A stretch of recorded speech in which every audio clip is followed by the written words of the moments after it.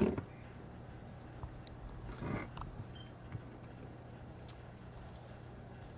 afternoon. I'd like to start by thanking Mary Beth Schmutz on campus for delivering this T-shirt to me a couple days ago.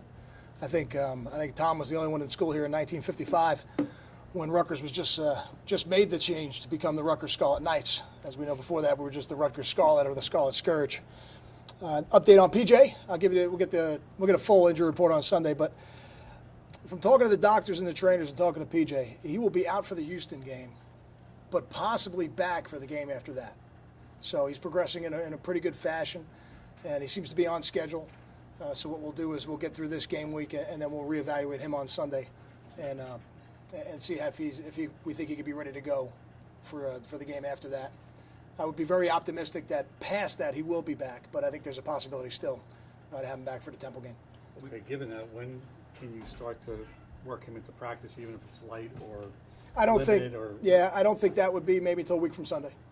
a week from Sunday? Yeah, Okay. at the earliest, a week from Sunday. Okay. But you'd want him to practice the full week before that Temple game if he was to play in that Temple game. I don't know that. I don't know that. I think we'd have to make that decision as the week goes on.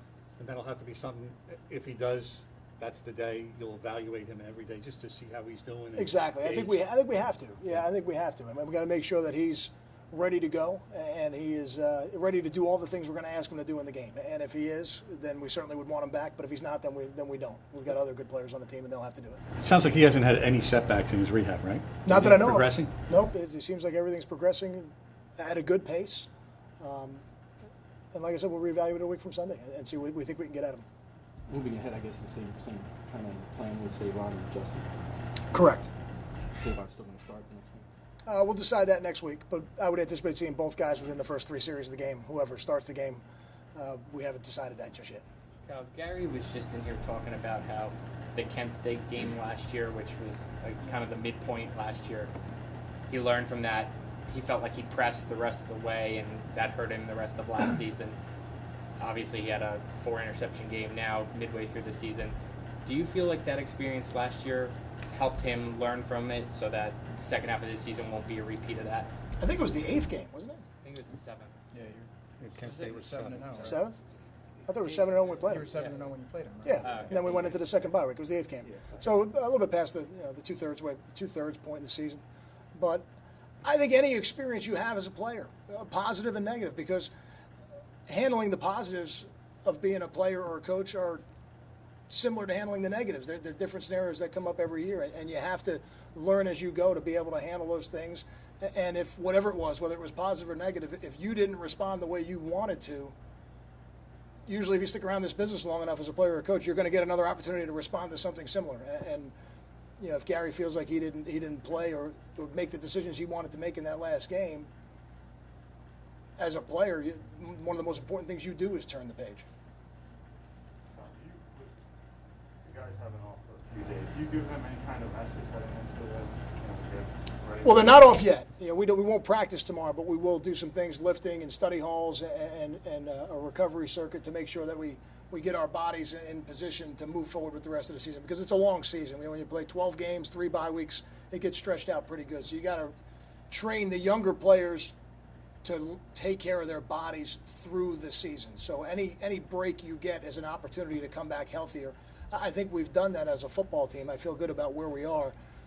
But I think it's also important for the players on this team to understand, for all the privileges that come with being a major college football player, also come the responsibilities. And your social life cannot be the same social life as the normal student at Rutgers, because the normal student at Rutgers is not going to be asked to do the things physically or as physically demanding on their bodies as we're going to ask them to do during a football season.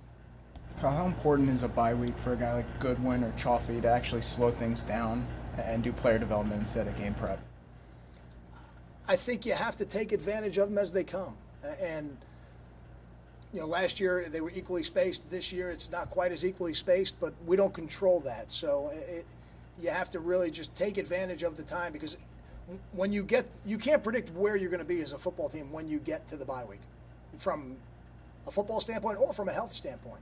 So for every player, maybe the bye week means something a little bit differently. For younger players like Chaffee, Barnwell, Goodwin that are playing significant time now, or have a significantly different role than maybe they had at the beginning of the year, I think this could be a real advantage for them. Got time for two more? As the year's gone on, more of the throws to Coleman have become completions. Where have you seen the improvement in the Nova to Coleman connection? I don't ever see it that way. I've been asked questions about kind of Nova to Pratt, and then Nova to Carew, and Nova to Coleman, and Nova to Croft. I'm sure at some point someone will say something. Coleman You know, himself. you know, Brandon Coleman is a consistent performer for us, and when the read dictates that the ball comes his way, we have full confidence that he's going to catch it, and that's what's important to me. That the quarterback goes through his progression, and that when the receivers get their opportunities, that they take advantage of it. It seemed like forever since you played a home game. Not until you just said it, but now It won't be until next sure. Saturday. You had 2 road games. Yeah, now that you And bring it get a up, bye. it's a unique schedule. There's no doubt. To have a bye week and then 2 road games in 5 days, and then another bye week is certainly a unique schedule. But we are certainly looking forward to being back home a week from Saturday. Probably should say that for next week. Thanks, guys.